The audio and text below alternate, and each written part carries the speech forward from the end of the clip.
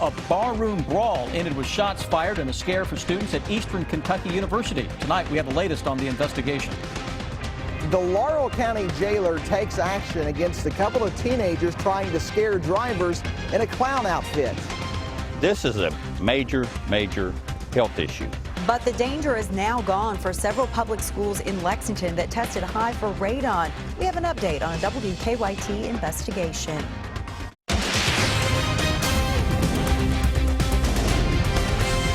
This is WKYT News at 6. Good evening. A scare overnight for students at Eastern Kentucky University. The school sent out a safety alert to students telling them to take cover after shots were fired near campus. It all started as a fight at a bar in downtown Richmond and ended with 3 people taken into custody at a home close to campus. WKYT Sabir Rayford has our top story at 6. Employees at the Copper Steel Bar in Richmond say Wednesday nights they tend to host a lot of students, but a night of fun turned into a night of panic for students on campus. They had a large crowd and they got out with a disturbance there, some type of disturbance. One witness says the fight happened right outside of Copper Steel in a parking lot a little after 1 this morning. While they were clearing the crowd, they started hearing gunshots in the area. Police contacted EKU and they decided to send out a school-wide alert. A spokesperson for the university said when an incident occurs close to campus, they usually send out an alert about it. Police were later able to track down the suspected shooters. They located a vehicle fitting the description. They then arrested 23-year-old Dante Hill and 21-year-old Tyler Brand. 21-year-old Anthony Gerald fled the scene, but police were able to catch up with him a short time later, and then they arrested him. Police say the men aren't students at the university. They say they're glad no one was injured in the shooting. It got everything under the control before it got out of hand, so, you know, we had the help of the other 2 agencies with everybody working together as a team. We think we prevented something bad from happening. So, at this time, police say they have not talked to the students involved in the fight. In Richmond, Sabir Rayford, WKYT. Police say they are still searching for the gun. They say they did find shell casings on the suspect's car and unused ammunition inside of it. New at 6, a man Lexington police considered armed and dangerous is now in custody. Police tell us they arrested Devarius Jones this afternoon. Police say Jones robbed 2 Hibbett stores in the last few weeks and held a family at gunpoint during a home invasion on Lucille Drive. Police are still looking for Taji Winters, who is also wanted for the home invasion. A victory tonight for Kentucky Attorney General Andy Beshear. The Democrat sued Republican Governor Matt Bevin over his cuts to higher education. It's one of many feuds between the political rivals. And today, the Kentucky Supreme Court sided with Beshear and ruled the governor did not have the authority to slash college budgets. Caitlin Sentner has reaction. This is it. I mean, the Supreme Court has spoken, and when the Supreme Court speaks on the law, it's final. Attorney General Andy Beshear said Thursday the Commonwealth is going to be a lot better off. His comment comes after the state Supreme Court answered 2 questions in this case. It said Beshear was within his rights to question Governor Bevin and said Bevin wasn't within his rights when he issued an executive order to slash funding at public colleges and universities. This governor is all about cutting the red tape, and this case is over. So I'm calling on him to cut that red tape and go ahead and immediately provide these funds to our universities. They desperately need them. They can use them. And in the end, it'll help Kentucky families, whether it's the students or the faculty. $18 million will go back to schools across the state, a decision the governor still doesn't support. His office released a statement saying the Attorney General clearly does not understand the severity of the pension problem, which became the nation's worst funded plan under the watch of his father's administration. It's rare for a case of this magnitude to get to the Supreme Court involving the governor of the Commonwealth. It is not rare for an attorney general and a governor to be at odds. We saw that in the Fletcher administration 10 years ago. The decision in this case, though, sets a precedent for the future. This sets limits on the governor's ability to change a budget after the state legislature has enacted it. Caitlin Sentner, WKYT. Although the Attorney General called on the governor to release the money today, he has 20 days to do that. The $18 million will go back to 8 public colleges and universities, ranging from $5.5 million to UK to $800,000 for Morehead State. A city worker in Lexington is in jail after being indicted on federal drug charges. In July, Lexington police raided William Dixon's home and confiscated nearly 100 grams of pure fentanyl as well as heroin. Dixon works for the city's Division of Water Quality. Police say it's the department's largest single seizure of fentanyl. Police say the drug is often laced with heroin and is a main factor in the recent spike of overdose cases. Dixon will be arraigned on Monday.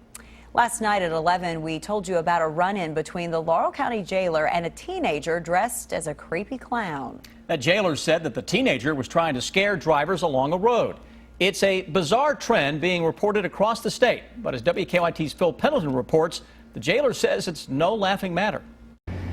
They are getting ready for the Chicken Festival here in London, but it is another C word that a lot of people are being talking about all week long since a couple of creepy clown sightings here in this community. And yesterday, the Laurel County jailer caught a couple of teenagers trying to scare drivers.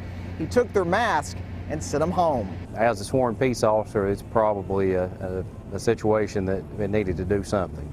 Laurel County jailer Jamie Mosley says he was picking up his daughter about 6 o'clock Wednesday night when he noticed a commotion in the middle of the roadway. Some drivers were clearly angry at some kids, and the reason was that one of them was dressed head to toe in a clown costume.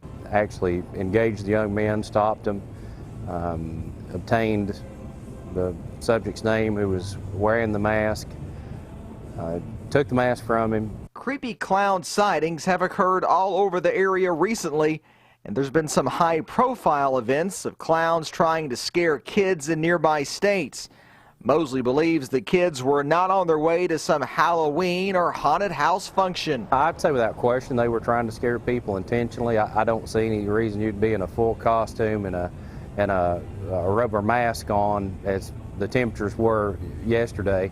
And in fact, the Laurel County jailer said he had a conversation with London City Police this morning, and they did talk about this issue. In fact, it is against a city ordinance to wear a mask through the town while this festival is taking place this weekend. In Laurel County, Phil Pendleton, WKYT.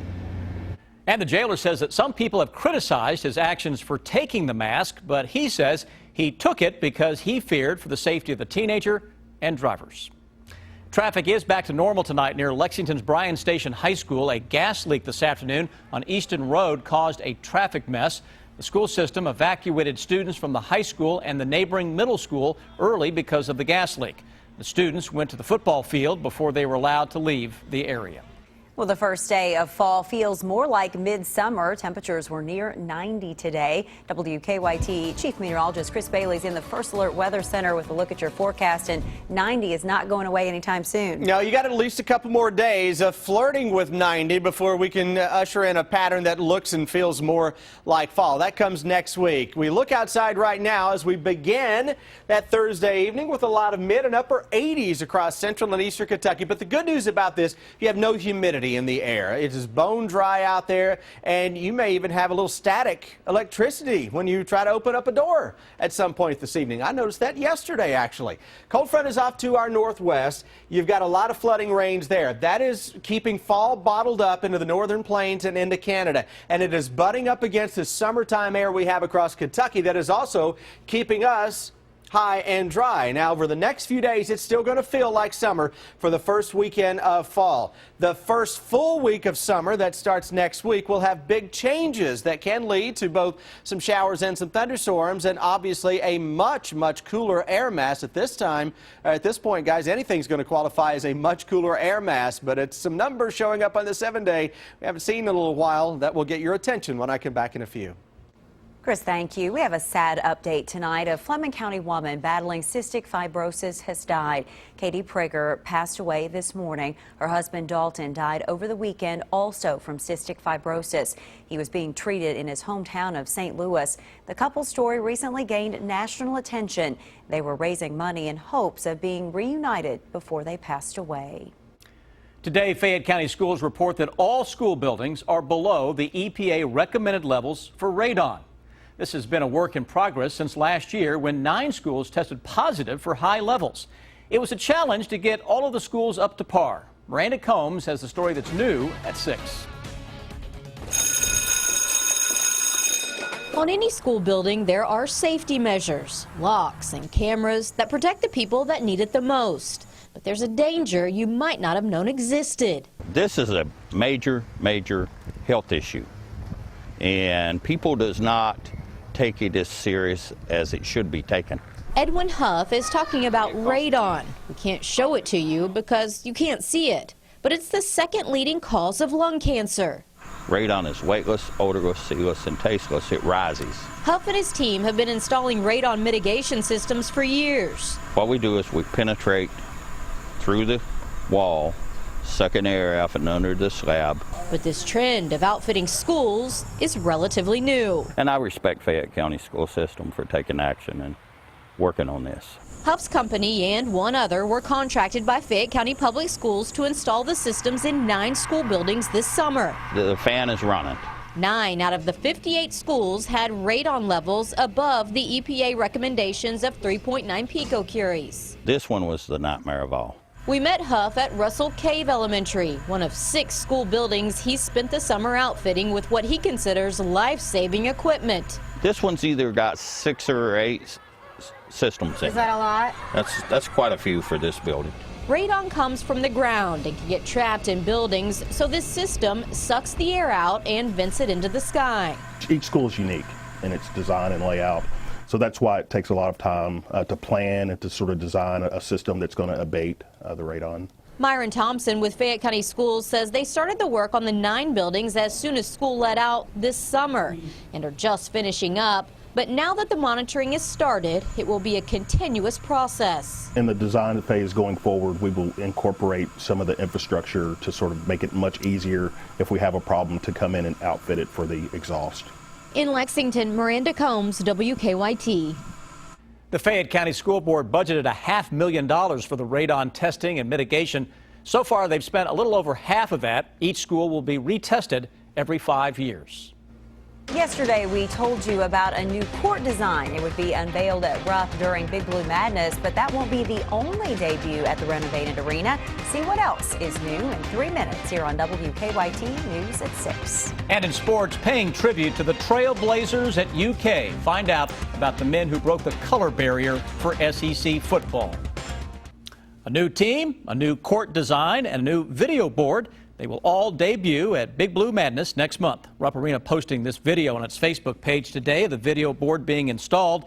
The board will replace Big Bertha's spot in Rupp Arena last season. Rupp retired the cluster of speakers that hung more than 40 feet over center court since 1977. Now, your hour-by-hour forecast with Chief Meteorologist Chris Bailey. First evening of fall with a whole lot of blue sky across central and eastern Kentucky. That's the good part. Bad part about it, it still feels a lot like summer as you step outside. Let's take a look at that live sky cam. Looking toward the good folks into Clark County. Wave high, Winchester. We're looking at you. That's Winchester Road out in front of the station. Blue skies. And again, those temperatures on the toasty side, upper 80s humidity, bone dry, 34%. We spent the better part of the afternoon when I was checking this at 29%. Which is kind of desert-like around here. Mid and upper 80s across all of central and eastern Kentucky. Defender radar network, as you would imagine, with humidity that is so low, nothing going on.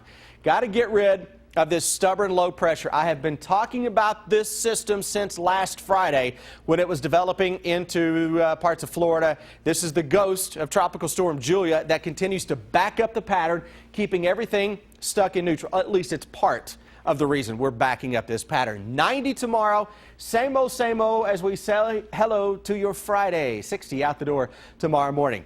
3-day threat track. Green, green, green. Nothing going on Friday, Saturday, or even Sunday. Now, Sunday winds will pick up. You'll see a little more in the way of some cloud cover. And a new hour by hour actually has one small change in it. Let's see if we can find it together.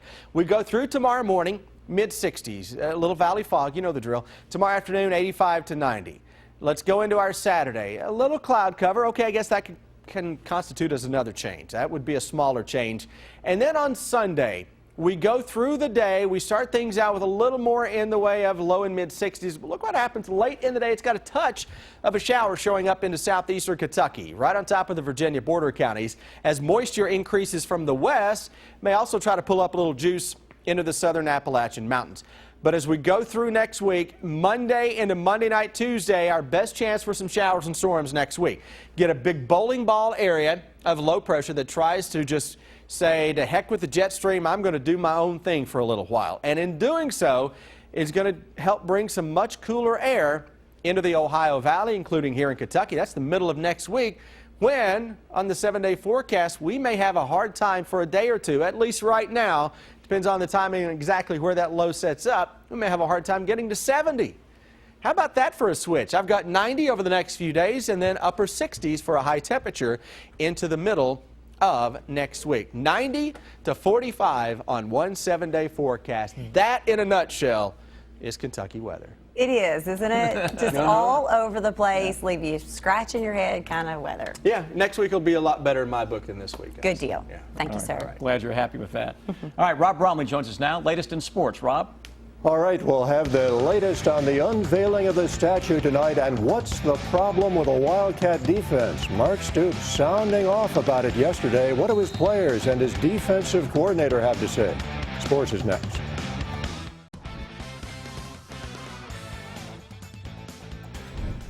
A permanent memorial to the first 4 African-American players in SEC history. They were Kentucky Wildcats, and the statue is unveiled tonight.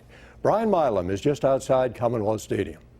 Thanks a lot, Rob. Anticipation continues to grow outside of Commonwealth Stadium as tonight the past meets the present. 50 years ago, segregation was shattered within UK athletics and also within the SEC.